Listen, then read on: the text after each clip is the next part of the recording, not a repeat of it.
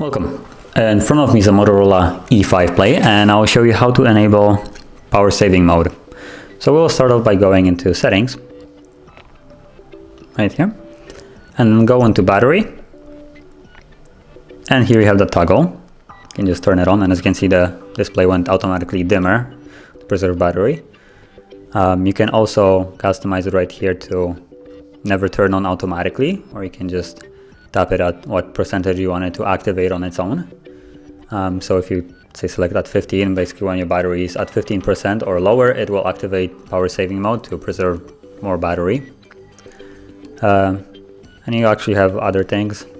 Adaptive brightness is also here, so if you also will help with preserving the battery, and if you're outside it will basically see that it's either lighter and it will brighten up the display, or if you go inside it will dim the display because it doesn't need to be on full brightness, and that actually does save also the battery.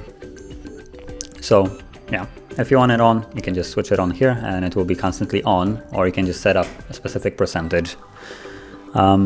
So if you like this video, hit the like and don't forget to subscribe, and I'll see you in the next video.